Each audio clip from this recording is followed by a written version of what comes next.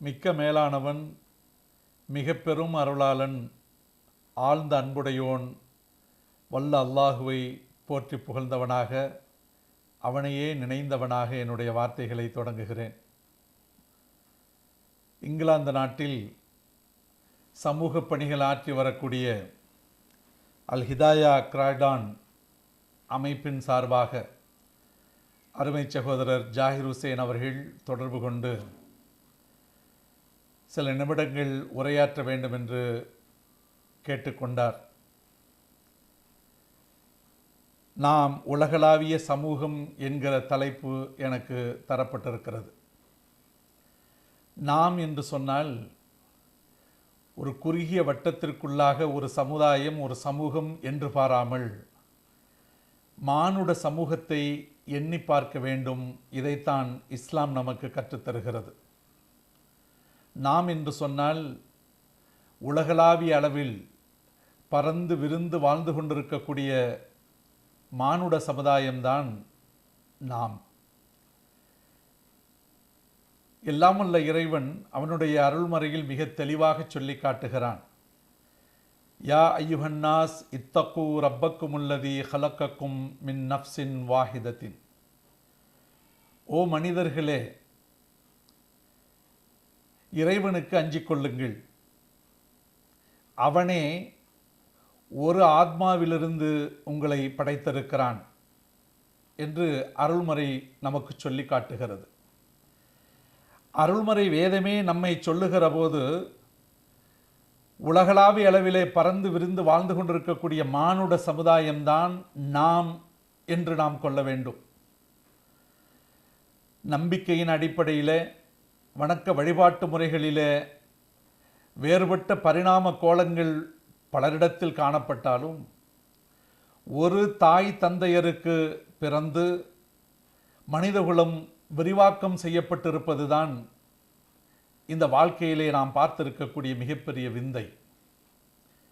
எனவே நாம் என்று சொல்லக்கூடிய ஒரு சமூகம், அதிலே ஜாதி, மதம், சமயம், இனம் என்கிற வேறுபாடுகளை எல்லாம் களைந்துவிட்டு உற்ற உறவினர்களாக, ஒரு குடும்பத்து சகோதர சகோதரிகளாக பாவித்து மனிதர்களுக்கு மத்தியிலே ஏற்றத்தாழ்வு கிடையாது, பாரபட்சம் எதுவும் கிடையாது, மனிதர்களை மனிதர்களாக மதிக்க வேண்டும் என்று வலியுறுத்துகிற மார்க்கம் இன்னும் கடந்து போய் சொல்லுகிறது. ஒருவருக்கொருவர் புரிந்துணர்வோடு வாழுங்கள், ஒருவருக்கொருவர் உதவி புரிந்து வாழுங்கள், ஒருவருக்கொருவர் கருத்து வேறுபாடுகளினால் உங்களை பிரித்து கொண்டு வாழாதீர்கள் என்றெல்லாம் நமக்கு சொல்லித் தருகிற அல் குர்ஆன் வேத வரிகள் நம்முடைய நினைவுகளிலே என்றைக்கும் ஆழ்ந்திருக்க வேண்டிய கடமை உணர்வோடு நாம் வாழ்ந்து கொண்டிருக்கிறோம். நம் சமுதாயத்தை பொறுத்தவரையிலும் இஸ்லாமிய சமுதாயம் உலகளாவிய அளவில் இருக்கக்கூடிய மக்கள் தொகை 780 கோடி என்று சொல்லப்படுகிறது. இந்த 780 கோடி மக்கள் தொகையில் உலகளாவிய அளவில் இருக்கக்கூடிய மொத்த முஸ்லிம் மக்கள் தொகை 200 கோடி என்று ஒரு குறிப்பு சொல்லுகிறது. 200 கோடியில் ஏறத்தாழ 20 கோடி முஸ்லிம்கள் வாழுகிற நாடு நமது இந்தியா. அப்படியானால் உலக முஸ்லிம் மக்கள் தொகையிலே 10% மக்கள் இந்தியாவில் இருக்கிறார்கள். உலக நாடுகளில் அதிகமான அளவிற்கு முஸ்லிம் மக்கள் தொகை இருக்கக்கூடிய நாடு இந்தோனேஷியா. ஏறத்தாழ 12.70% உலக முஸ்லிம் மக்கள் தொகையில் இந்தோனேஷியா பெற்றிருக்கிறது. அதற்கு அடுத்து பாகிஸ்தானும் இந்தியாவும் ஏறத்தாழ சமநிலையில் இருப்பதாகத்தான் அந்த குறிப்பு சொல்லுகிறது. பாகிஸ்தான் 11.10% இந்தியா 10.90 என்கிற சதவிகிதத்திலும் முஸ்லிம் பெருமக்கள் வாழ்ந்து கொண்டிருக்கிறார்கள். அப்படியானால் உலக அளவில் முதலிடத்தை பெற்றிருப்பது இந்தோனேஷியா, 2வது இடத்தில் 3வது இடத்தில் மிகச்சில எண்ணிக்கையில் மாத்திரமே வித்தியாசம் கொண்டிருக்கக்கூடிய நாடுகள் பாகிஸ்தானும் இந்தியாவும். ஒருவேளை பாகிஸ்தான் தனித்து பிரித்து பார்க்கப்படாமல் ஒன்றுபட்ட இந்தியாவாக பார்ப்போமேயானால் இந்தோனேஷியாவை விட அதிகமான முஸ்லிம் மக்கள் தொகை வாழக்கூடிய நாடு இந்தியாதான் என்று சொல்லக்கூடிய பெருமிதத்தை நாம் பெற்றிருக்கிறோம். இந்த நாட்டில் அரசியல் சாசன சட்ட விதிமுறைப்படி எல்லோருக்கும் எல்லா விதமான சம உரிமைகளும் தரப்பட்டிருக்கின்றன. இந்த நாட்டில் வாழுகிற ஒவ்வொரு முஸ்லிமும் எல்லோரையும் அரவணைத்து, எல்லா சமயத்தினரையும் அரவணைத்து, வணக்க வழிபாட்டு முறைகளிலே வித்தியாசம் பாராமல் இந்திய தேசத்தில் வாழக்கூடிய நாமெல்லாம் இந்திய மக்கள் என்கிற ஒருங்கிணைந்த உணர்வோடு தான் நாம் வாழ்ந்து கொண்டிருக்கிறோம். அதைத்தான் இஸ்லாம் நமக்கு கற்பித்து தருகிறது. குர்ஆனுடைய வழிகாட்டுதலில் பார்க்க போனால், குர்ஆன் என்பது எத்தனையோ மதங்களுக்கு தனிப்பட்ட வேத நூல்கள் என்று பிரித்து பார்த்தாலும் குர்ஆன் என்பது தனிப்பட்ட முஸ்லிம்களுக்குரிய வேதமாக நாம் யாரும் எண்ணிவிடக்கூடாது. அப்படிப்பட்ட எண்ண ஓட்டம் வெளியில் பரவலாக இருக்கிறது. குர்ஆன் தன்னை அடையாளப்படுத்துகிற போது ஹுதல் லின்னாஸ் என்றுதான் சொல்லுகிறது. மானுட வர்க்கத்திற்கு, மானுட சமூகத்திற்கு ஒரு வழிகாட்டி. அருள்மறை குர்ஆன் ஹுதல்லில் முஸ்லிமீன், முஸ்லிம்களுக்கு வழிகாட்டி என்று சொல்லவில்லை, ஹுதல் லின்னாஸ் என்று சொல்லுகிறது. தன்னை அறிமுகப்படுத்துகிற போது உலகளாவிய மக்களுக்கு குர்ஆன் உலகமாந்தருக்கு ஒரு வழிகாட்டி. அதை போலத்தான் குர்ஆனாகவே வாழ்ந்து வழிகாட்டிய அன்னலம் பெருமானார் முஹம்மது நபி ஸல்லல்லாஹு அலைஹி வஸல்லம் அவர்கள் ஏதோ முஸ்லிம்களுக்கு மாத்திரமே வழிகாட்டுதலுக்காக வந்துதைத்தவர்கள் என்பதனை போன்ற ஒரு குறுகிய வட்டத்தில் பலவாறாக மக்கள் பேசிக்கொள்ளுகிற கருத்துக்களை நாம் கேட்பதுண்டு. குர்ஆன் மிக தெளிவாக சொல்லி காட்டுகிறது, ரஹ்மத்துல்லில் ஆலமீன் என்று. பெருமானார் அவர்களை அகிலத்தாருக்கு அருட்கொடை என்று அடையாளம் காட்டுகிறது. ரஹ்மத்துல்லில் முஸ்லிமீன் என்று சொல்லவில்லை. எனவே பெருமானார் அவர்கள் வாழ்ந்து வழிகாட்டிய அந்த வாழ்வியல் முறை என்பதும், குர்ஆன் சொல்லி காட்டுகிற வாழ்வியல் முறை என்பதும் எல்லாம் உலகளாவிய அளவிலே இருக்கக்கூடிய மானுட சமுதாயத்திற்கு பொதுவானது தான். கடவுள்களை கூட தனித்தனி பிரிவாக பிரித்து பார்க்கக்கூடிய நிலையை நாம் கண்டு கொண்டிருக்கிறோம். உண்மையில் பார்க்க போனால் உலகில் மதம் என்றே கிடையாது. there is no religion in the world என்று சொல்வார்கள். மதம் என்றே கிடையாது. மதம் என்று பார்க்கிற போது ஒவ்வொரு மதத்திற்கும் ஒவ்வொரு கடவுள் என்று பிரித்து பார்க்கப்படுகிறது. ஆனால் ஒட்டுமொத்தமாக யார் எந்த கடவுளை வணங்கினாலும் ஒன்றை சொல்லுவார்கள், பரம்பொருள் ஒன்று. அகிலத்தாரை படைத்து இந்த உலகை படைத்து பரிபாலிக்கக்கூடியவன் ஆற்றல் மிக்க ஏக இறைவன், அவன் ஒருவனே என்று எல்லோரும் சொல்லுவார்கள்.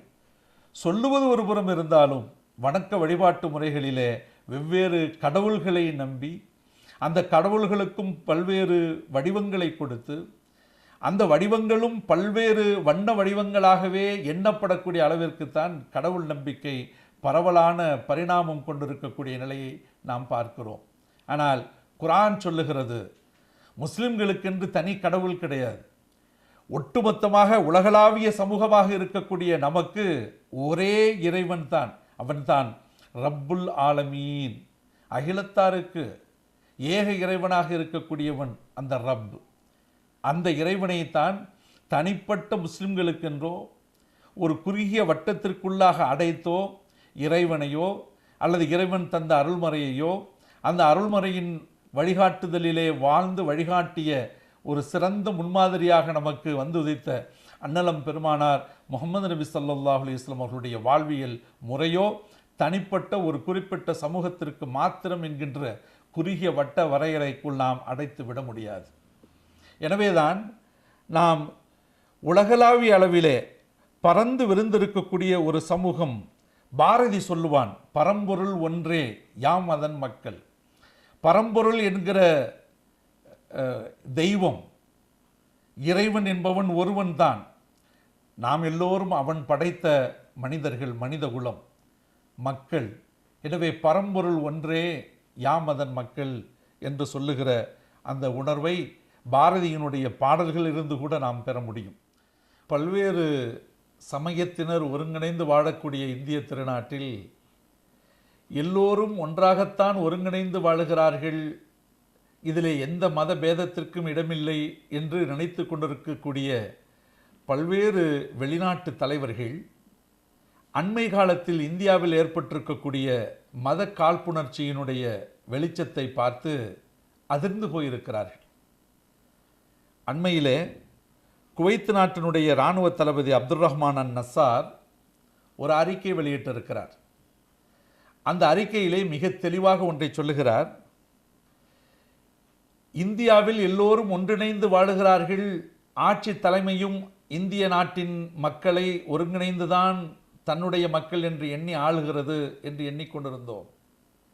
ஆனால் அண்மையிலே நடக்கக்கூடிய பல்வேறு விபரீத நிகழ்வுகளை பார்க்கிற போது இந்திய அரசாங்கம் முஸ்லிம்களை தனிமைப்படுத்தி அவர்களை வேறறுக்க வேண்டும் என்கின்ற திட்டமிடுதலோடு செயல்படுவதாகவே நாம் எண்ணுகிறோம்.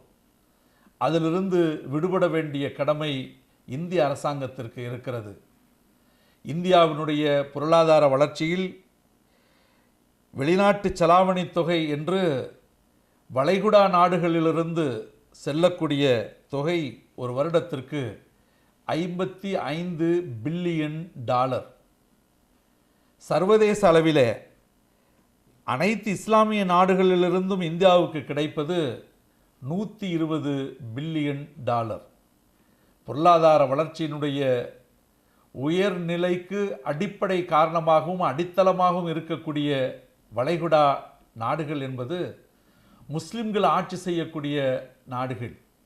இந்த நாடுகளுக்கு பணி செய்ய வரக்கூடிய இந்தியர்களை அவர்கள் முஸ்லிம்களாக இருந்தாலும் முஸ்லிம் அல்லாதவர்களாக இருந்தாலும் இந்தியர்கள் என்கிற அந்த கண்ணோட்டத்தின் அடிப்படையில் தான், ஒரு நட்பு நாட்டின் பிரஜைகள் என்கிற கண்ணோட்டத்தில் தான் நாங்கள் பார்க்கிறோம்.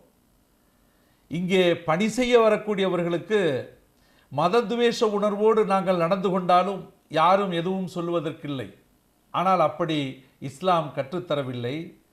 எனவே ஒரு பெருந்தன்மையோடு இந்தியாவிலிருந்து வரக்கூடிய அனைத்து மதத்தினரையும், அவர்கள் முஸ்லிம்களாக இருந்தாலும், ஒரே பார்வையில்தான் நாங்கள் பார்க்கிறோம்.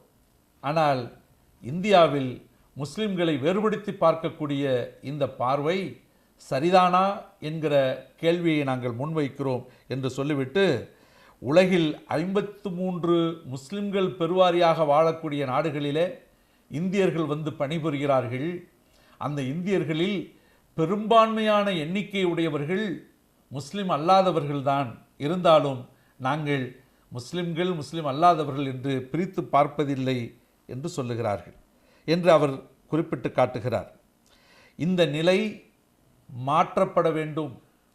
இந்திய பிரஜைகள் இந்திய நாட்டில் குடிமக்களாக இருக்கக்கூடிய அவர்களை ஒருங்கிணைத்து சம உரிமையோடு பார்க்கக்கூடிய கண்ணோட்டம் இந்திய அரசாங்கத்திற்கு மீண்டு வர வேண்டும். அப்படி இல்லை என்று சொன்னால் இந்தியாவில் ஹிந்து மக்கள் ஒருங்கிணைந்து வாழுகிறார்கள், ஆனால் ஹிந்து அரசாங்கம் மக்களை ஒருங்கிணைத்து பார்க்கவில்லை, மதத்வேஷம் காட்டுகிறது என்பதனை அடிப்படையாக வைத்து சர்வதேச மனித உரிமை ஆணையத்திற்கே இந்த விவகாரத்தை எடுத்துச் செல்வதற்கு நாங்கள் தயங்க மாட்டோம் என்று அவர் குறிப்பிட்டு காட்டுகிறார். இதிலே ஒன்றை நாம் நினைவு கூற விரும்புகிறேன். அண்மையிலே சர்வதேச மனித உரிமை ஆணையம் 82 பக்கங்கள் கொண்ட ஒரு அறிக்கையை CAA, NRC, NPR இவைகளை எதிர்த்து இந்தியாவில் நடைபெற்ற பல்வேறு ஆர்ப்பாட்டங்களில் முஸ்லிம் சமுதாயத்தை எப்படி வேறுபடுத்தி இந்த இந்திய அரசாங்கம் நடத்தி கொண்டிருக்கிறது என்பதனை கண்டித்து அந்த 82 பக்க அறிக்கையை சர்வதேச மனித உரிமை ஆணையம் வெளியிட்டிருப்பதை பார்க்க முடிகிறது.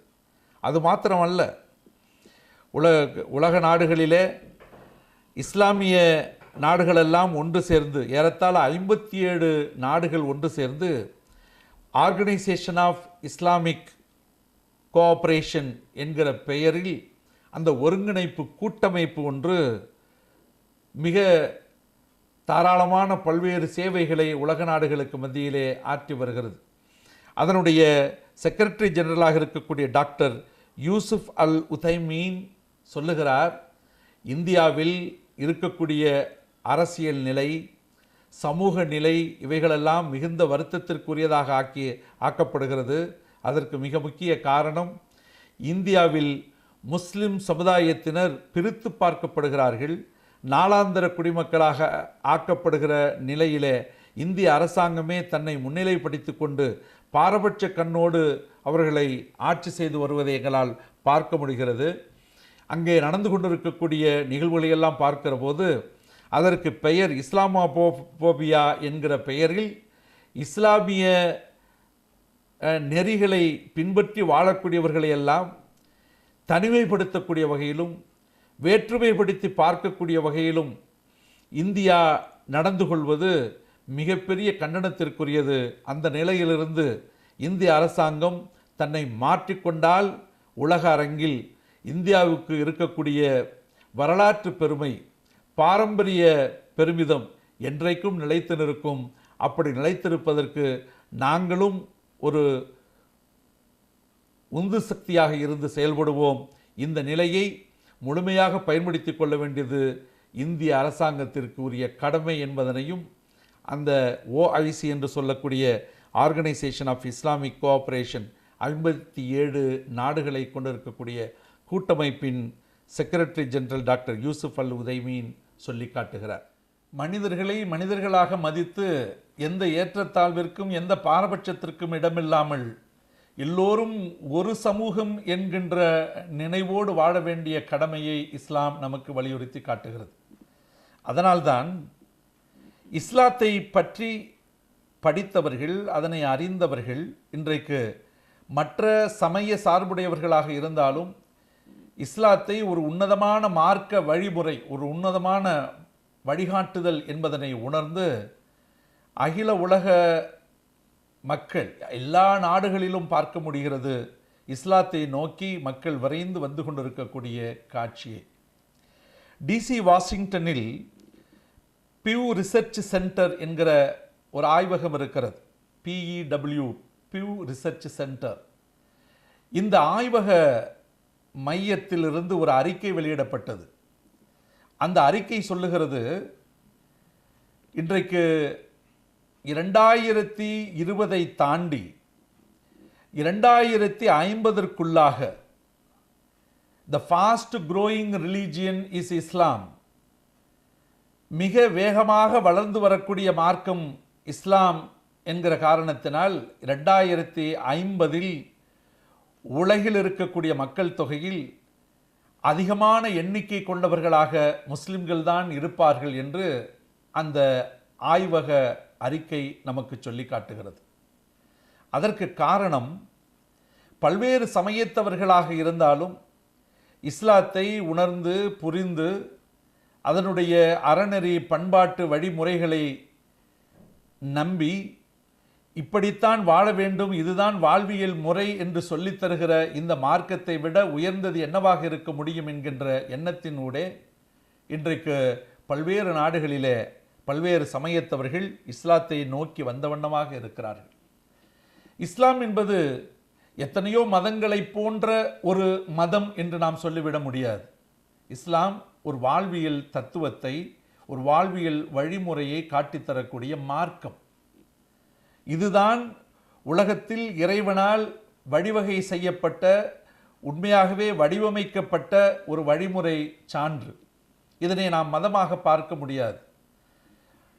சில பேர் சொல்லுவார்கள், கிறிஸ்டியானிட்டி தோன்றி, கிறிஸ்தவ மதம் தோன்றி 600 ஆண்டுகளுக்கு பிறகுதான் இஸ்லாமிய மதம் உருவாக்கப்பட்டது என்றெல்லாம் சில சரித்திரத்திலே எழுதி வைத்திருக்கிறார்கள்.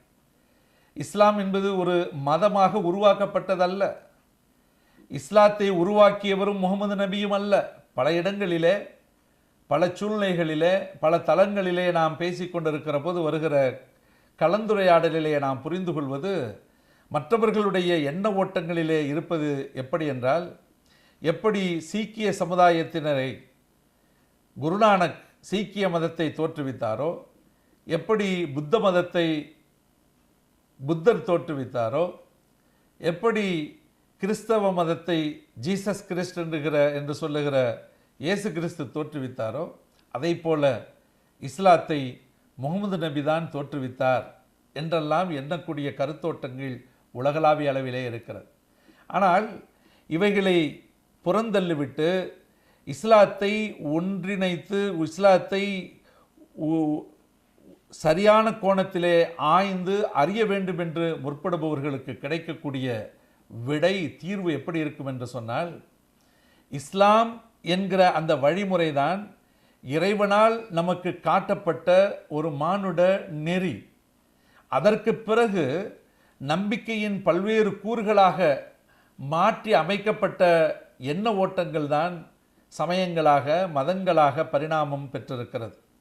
எனவே நம்மை பொறுத்தவரையிலும் இஸ்லாம் என்கிற வழிகாட்டு முறை, அந்த மார்க்கம் இறைவனால் தரப்பட்டது.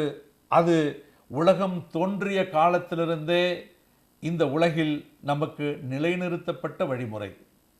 எனவே நம்மை பொறுத்தவரையிலும் இறைவனுடைய படைப்புகளிலே ஏற்றமிக்க படைப்பாகிய மனித படைப்பு என்பதுதான் நாம். நம்மை பொறுத்தவரையிலும் எந்த ஏற்றத்தாழ்வும் பாரபட்சமும் வித்தியாசமும் இருக்கக்கூடாது என்று எண்ணுகிறோம். ஆனால் துரதிர்ஷ்டவசமாக மத காழ்ப்புணர்ச்சியோடு சமய சார்புத்தன்மையோடு நாம் வாழுகிற இந்திய திருநாட்டிலே கூட ஒவ்வொரு மதமாக நிலைத்து நின்று மக்களை பிரித்து பார்க்கக்கூடிய அவல நிலையை நாம் கண்டு கொண்டிருக்கிறோம். இது சர்வசாதாரணமாக பரவலாக மக்கள் மத்தியிலே மாத்திரமல்ல, ஆட்சி அதிகாரத்திலே இருப்பவர்களும் கூட முஸ்லிம் சமுதாய உணர்வை ஒரு காழ்ப்புணர்வுக்கு கொண்டு வந்து இந்த சமுதாயத்தை அழித்துவிட வேண்டும், இஸ்லாமிய அடையாளமே இல்லாமல் ஆக்கிட வேண்டும் என்கின்ற முனைப்போடு செயல்படக்கூடிய அதிகார வர்க்கத்தில் உள்ளவர்களையும் நாம் பார்க்கிறோம். அண்மையிலே எத்தனையோ நிகழ்வுகள் நடந்துவிட்டன. அவைகளையெல்லாம் வரிசைப்படுத்தி சொல்லுவதற்குரிய நேரமில்லை. பசுவதை என்கிற பெயரால், தாய் மதத்திற்கு திரும்புகிறோம் என்கின்ற பெயரால் பெண் பிள்ளைகளை கற்பழித்து கொடூரமாக அவர்களை பல்வேறு கோணங்களாக சித்தரித்து கொடுமைகள் நிகழ்ந்து கொண்டிருக்கக்கூடிய இந்த காலகட்டத்தில் எத்தனை கொலைகள், எத்தனை வன்மச் செயல்கள், மதத்தின் பெயரால், சமயத்தின் பெயரால், இன்னும் சொல்லப்போனால் அவரவர்கள் நம்பிக்கொண்டிருக்கக்கூடிய கடவுளின் பெயரால் முஸ்லிம் சமுதாயத்தினரை அலைக்கழிப்பதும் அவர்களை ஒழித்து கட்டுவதுமான திட்டங்களிலே இறங்கி செயல்படக்கூடிய வன்மங்கள் இன்றைக்கு இந்தியாவில் தலைவிரித்து ஆடிக்கொண்டிருக்கின்றன. அதுதான் வேதனைக்குரிய ஒன்றாக இருக்கிறது.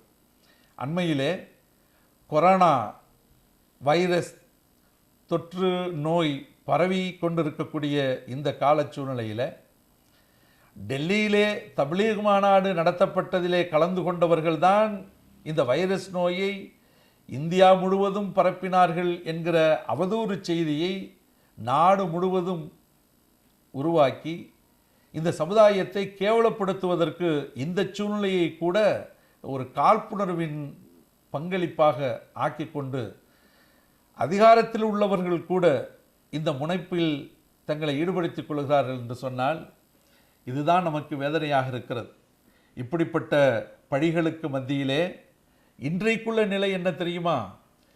தப்லீக் மாநாட்டிற்கு சென்றவர்கள் ஏதோ இந்த நோயை தனக்குள் வாங்கி கொண்டு மற்றவர்களுக்கெல்லாம் பரப்பிவிடலாம் என்கின்ற திட்டத்தோடு சென்றவர்களை போன்ற ஒரு சூழ்நிலையை, ஒரு பீதியை இந்த தேசத்திலே உருவாக்கி காட்டியவர்களுக்கு மத்தியிலே இன்றைக்கு மருத்துவர்கள் எல்லாம் வியப்போடு சொல்லுவது என்ன என்று சொன்னால், டெல்லி தப்லீக் மாநாட்டிற்கு சென்று வந்தவர்கள் பாசிட்டிவ் என்கிற வகையிலே பரிசோதனைக்கு உட்படுத்தப்பட்டு மருத்துவமனையிலே தங்க வைக்கப்பட்டு இருந்தாலும் கூட அவர்களுக்கு நோய் தொற்று என்கிற அடையாளம் காண்பிக்கப்பட்டது தானே தவிர அவர்களுடைய உடல் நலம் நன்றாகவே இருக்கிறது. அதில் ஒருவர் கூட உடல் நலத்தில் பாதிப்பை பெற்றவர்களாகவே இல்லை. இது மிகப்பெரிய ஆச்சரியம் என்று மூக்கின் மேல் விரல் வைத்து வியந்தவர்களாக மருத்துவர்கள் பார்த்து கொண்டிருக்கக்கூடிய காட்சியை நாம் கண்டு கொண்டிருக்கிறோம்.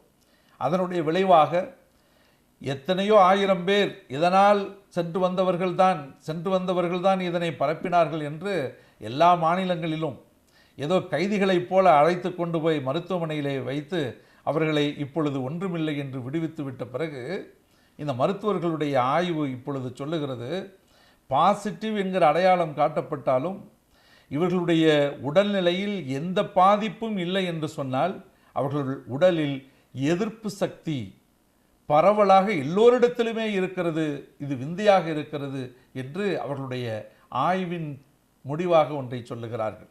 இதற்கு காரணம் என்ன என்று ஆய்ந்து பார்க்கிறார்கள். ஆய்ந்து பார்க்கிற போது அவர்களுக்கு கிடைத்த விடை, இவர்களெல்லாம் நல்ல ஒழுக்க மாண்போடு வாழக்கூடியவர்கள், இஸ்லாத்தின் அறநெறி மாண்பை, பண்பினை, பண்பாட்டு நெறிமுறையை முழுவதுமாக பின்பற்றக்கூடியவர்கள். இவர்களிடத்தில் மது பழக்கம் இருக்காது, நிச்சயமாக 100% இருக்காது. அது மாத்திரமல்ல, ஒரு நாளைக்கு ஏறத்தாழ 10 தடவைகளுக்கு மேலாக உடல் முழுவதையும் தண்ணீரால் கழுவக்கூடிய வகையிலும், மூக்கில் நாசிக்கு நீர் விட்டு அதை கூட சுத்தம் செய்யக்கூடிய வகையிலும் இவர்கள் ஒரு நாளைக்கு 10 முறைக்கு மேல் தன்னை தூய்மைப்படுத்திக் கொள்கிறார்கள். அதிகாலை வைகறை பொழுதில் அன்றாடம் எழுந்து வணக்க வழிபாட்டில் ஈடுபடுகிறார்கள். ஆக தங்களுடைய ஒழுக்க மாண்புடைய வாழ்வினை பேணி வாழ்ந்து கொண்டிருக்கிற காரணத்தினாலே உடலில் எத்தகைய கிருமியும் உட்சென்று அவர்களுக்கு பாதிப்பை கொடுக்க முடியாத அளவிற்கு ஒரு எதிர்ப்பு சக்தியை வளர்த்திருக்கிறது. அதன் விளைவாகத்தான் அங்கே சென்று வந்தவர்களுக்கு கொரோனா வைரஸ் பாசிட்டிவ் என்று அடையாளம் காட்டப்பட்டாலும் உடல்நிலையில் எந்த ஒரு சிறு பாதிப்பும் இல்லை என்கிற உண்மை தெளிவாகிறது. எனவே அதோடு விட்டுவிடாமல், எனவே இவர்களுடைய இரத்தத்திலிருந்து பிளாஸ்மா எடுக்கப்பட்டு அந்த பிளாஸ்மாவை கொரோனா வைரஸ் தாக்கி பாதிப்புக்கு உள்ளாகி இருக்கக்கூடிய நோயாளிகளுக்கு உள்ளே செலுத்துவோமேயானால் அவர்களுடைய உடலில் ஆரோக்கியம் உருவாக்கக்கூடிய வகையில் எதிர்ப்பு சக்தி உண்டாகி அந்த நோயிலிருந்து விடுபட்டு அவர்கள் வெளியே வருவதற்குரிய வாய்ப்பு இருக்கிறது. எனவே டெல்லி தப்லீக் மாநாட்டிற்கு சென்ற அத்தனை முஸ்லிம்களும் யார் யாரெல்லாம் பாசிட்டிவ் என்று அடையாளம் காட்டப்பட்டு மருத்துவமனையிலே தங்க வைக்கப்பட்டு பிறகு ஒன்றுமே இல்லை வீட்டுக்கு செல்லலாம் என்று அனுப்பப்பட்டார்களோ அவர்களுடைய உடலிலிருந்து இப்பொழுது இரத்தம் எடுக்கப்பட்டு அந்த இரத்தத்திலிருந்து பிளாஸ்மாவை ஒதுக்கி தனியாக பிரித்து பாதிக்கப்பட்ட நோயாளிகளுக்கு கொடுக்கலாம் என்கிற அளவிற்கு முன் வந்து கேட்கிறார்கள் என்றால் அதுதான் இஸ்லாம் வகுத்து தந்திருக்கக்கூடிய மாண்புடைமை, அந்த ஒழுக்கவியல் வாழ்வு முறை. இந்த வாழ்வு முறையை பின்பற்றி மானுட வர்க்கத்திற்கு சிறந்த ஏற்றத்தை தரக்கூடிய நன்முறையை இஸ்லாம் நமக்கு கற்றுத்தருகிறது. எனவேதான் குர்ஆனிலே சொல்லப்படுகிற பல்வேறு உபதேசங்கள், வழிகாட்டுதல், நெறிமுறைகள் எல்லாமே நாம் என்று எண்ணக்கூடிய அளவிற்கு மானுட வர்க்கத்திற்குரிய தகைமை உடைய கருத்துக்கள் தான் நிறைந்திருக்கின்றன என்பதற்கு பல்வேறு சான்றுகள் இருக்கின்றன. நம்முடைய முன்னாள் குடியரசுத் தலைவர் சங்கர் தயாள் சர்மா குர்ஆனை அவருடைய வாழ்வு நாட்களின் கடைசி பகுதியில் குர்ஆனை முழுமையாக படித்துவிட்டு ஒரு நிகழ்விலை பகிரங்கமாக பிரகடனப்படுத்துகிறார். அவர் சொல்லுகிற வார்த்தை, Quran it was a command of action, it was a command for actions, but you turned it into a book of prayer. Quran வாழ்வியல் நடைமுறையை சீர்படுத்தி காட்டக்கூடிய ஒன்று, ஆனால் அதனை வணக்கத்திற்காக வழிபாட்டு முறைக்காக மாத்திரமே பயன்படுத்தக்கூடிய ஒரு நூலாக நாம் ஆக்கிவிட்டோம் என்பது வேதனைக்குரியது. It was a book to understand, but you read it without understanding. இது புரிந்துணர்வோடு படிக்கப்பட வேண்டிய ஒரு நூல், ஆனால் நாம் எத்தகைய புரிந்துணர்வும் இல்லாமல் வெறுமனே படித்து கொண்டிருக்கக்கூடிய ஒரு நூலாகவே கருதுகிறோம். It was a code for living of humanity, you turned it into a manifesto of the dead. இது மனிதகுலம் சிறப்பாக வாழ்வதற்குரிய ஒரு வரைமுறையை தந்திருக்கக்கூடிய கொள்கை கோட்பாடு நிறைந்த நூல். ஆனால் இதனை இறந்தவர்களுக்கு அவர்களுக்காக அவர்களுடைய நன்மைக்காக நாம் படிக்கிறோம் என்கின்ற நிலையிலே அதனை நாம் வைத்துவிட்டோம். இது வேதனைக்குரிய ஒன்று என்று சங்கர் தயாள் சர்மா முன்னாள் நம்முடைய குடியரசுத் தலைவர் சொல்லி காட்டுகிறார். ஆக இது போன்ற அறிஞர் பெருமக்கள் எத்தனையோ பேர் குர்ஆனை படிக்கிற போது உலகளாவிய அளவிலே உலக மாந்தர் என்று சொல்லக்கூடிய நமக்கு ஒரு சிறந்த வழிகாட்டுதலாக அமைய பெற்றிருக்கிறது. இதிலே சமயம், மதம், ஜாதி என்று குறுகிய கண்ணோட்டத்தில் பார்க்க முடியாது. உலகளாவிய அளவில் நமக்கு நேரிய வழிகாட்டுதலை தரக்கூடியது இறைவனால் அருள பெற்றிருக்கக்கூடிய இந்த அல் குர்ஆன் என்கிற அருள்மறைதான் என்பதனை பல்வேறு ஆய்வாளர்கள், பல்வேறு சரித்திர பேராசிரியர்கள் முஸ்லிம் சமுதாயத்திலிருந்து அன்றல்ல எல்லா சமுதாயத்திலிருந்தும் எந்த விதமான காழ்ப்புணர்வுக்கும் பாரபட்சத்திற்கும் இடமில்லாமல் திறந்த மனதோடு படிக்கக்கூடியவர்களுக்கு குர்ஆன் மனிதகுல மேம்பாட்டிற்கு வழிவகை செய்து தருகிறது என்று தான் சொல்ல வேண்டும். இத்தகைய கால ஓட்டத்தில் இந்தியாவில் பல்வேறு சமயங்களாக, பல்வேறு மதங்களாக, பல்வேறு கலாச்சாரங்களை பின்பற்றக்கூடியவர்களாக நாமெல்லாம் இருந்தாலும் நம்மை பொறுத்தவரையிலும் இஸ்லாமிய மாண்பு நமக்கு கற்றுத்தரக்கூடிய வழிமுறையின்படி எல்லோரும் ஒரு குடும்பத்தவர், ஒரு தேசத்தவர், ஒரு நாட்டவர் என்கிற வகையில் ஒன்று சேர்ந்து அண்ணன் தம்பிகளாக, அக்கால் தங்கைகளாக, மாமன் மச்சான் மாப்பிள்ளை என்று உறவு சொல்லக்கூடியவர்களாக ஒன்றிணைந்து வாழக்கூடிய மாண்புடைமையை இஸ்லாம் நமக்கு கற்றுத்தருகிறது. அதன்படி நாமும் வாழ்வோம், மற்றவர்களுக்கும் ஒரு நல்ல முன்மாதிரியாக இருப்போம். அதற்கு இறைவன் துணை செய்வானாக. அன்புடன் அஸ்ஸலாமு அலைக்கும் வரஹ்மத்துல்லாஹி வபரகாத்துஹு.